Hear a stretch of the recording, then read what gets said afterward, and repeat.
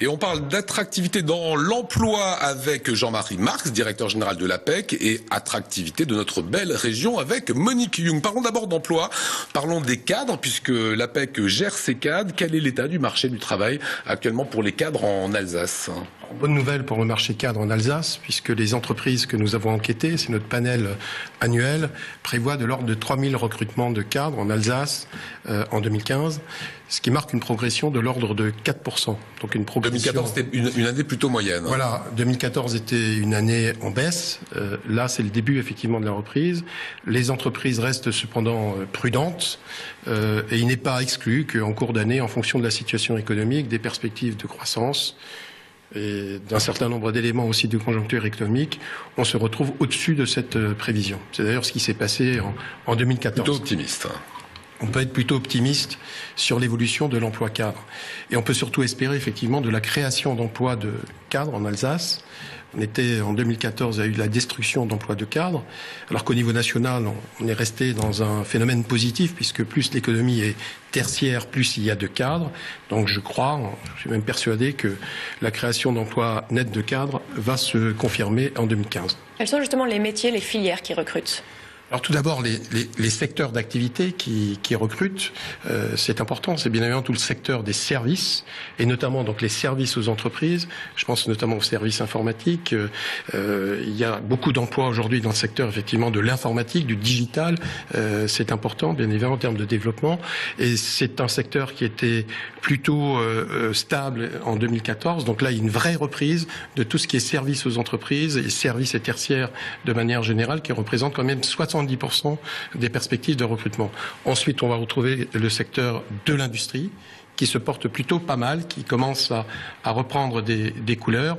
Et par contre, un secteur comme le bâtiment continue à rencontrer des difficultés. Monique Young, est-ce qu'il y a une recette miracle pour attirer des entreprises et des cadres dans la région ? C'est quoi ? C'est la qualité de vie chez nous ? Je crois que la recette miracle n'existe pas. On n'est plus malheureusement dans les incantations. Je crois que l'attractivité se conjugue à travers différentes choses. On travaille beaucoup pour que les entreprises qui sont déjà présentes en Alsace trouvent les moyens de leur développement.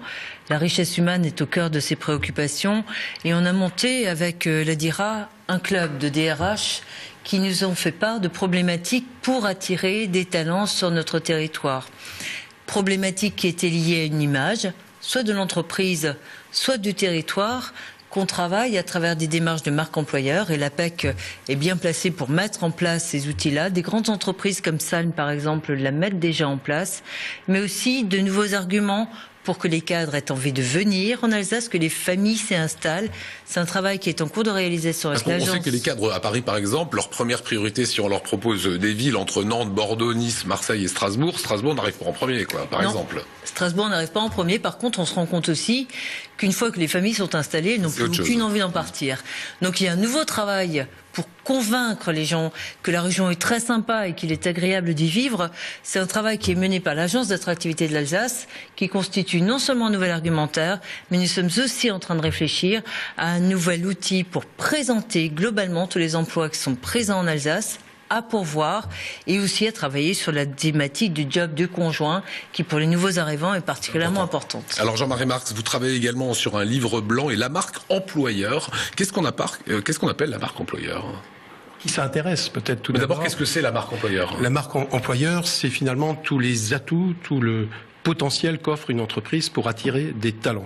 Donc je dirais, qu'est-ce qu'elle offre ? Voilà, ça exactement. C'est la marque. Et cela complète d'ailleurs tout le travail qui est fait par la région en termes d'attractivité de la région. Je crois que les deux se complètent bien. Et c'est important que la région soit aussi mobilisée effectivement pour attirer des talents. Mais les entreprises elles-mêmes doivent communiquer. C'est important au premier chef pour les cadres et les jeunes diplômés qui doivent être informés, qui doivent connaître les entreprises, qui souvent ont une vague idée de l'entreprise, voire même de son activité, encore moins de leur politique RH, par exemple. On prend une grande entreprise, Mars, on la met sur le web et on communique sur cette marque. C'est plus compliqué. C'est pas uniquement un sujet pragmatique. Oui, c'est pas uniquement un sujet de communication. C'est d'abord un sujet interne à l'entreprise. ne faites pas de la communication externe s'il ne se passe rien à l'intérieur de l'entreprise. Sinon, on est en décalage d'image entre ce qui se passe à l'intérieur et à l'externe. Donc ça passe déjà par une mobilisation interne de l'entreprise, des collaborateurs, que ça passe également par des efforts en matière de gestion RH, quels sont les parcours qui sont offerts aux salariés, quelles sont les évolutions professionnelles. Rendre l'entreprise attractive. Quelles sont les évolutions professionnelles possibles, les carrières possibles, c'est particulièrement important, bien évidemment, pour les cadres. Donc tout cela est extrêmement important. Et puis bien évidemment, ensuite, il faut le faire connaître, et c'est là qu'arrive aussi le sujet de la marque employeur, par tous les moyens. Finalement, profiter de toutes les occasions de rencontres et de relations donc externes. Cela commence d'ailleurs par l'accueil des candidats à des postes qu'on offre. Ce sont souvent eux qui sont aussi vecteurs de l'entreprise, de ce qui se passe à l'intérieur de l'entreprise. Donc les conditions d'accueil des candidats sont importantes.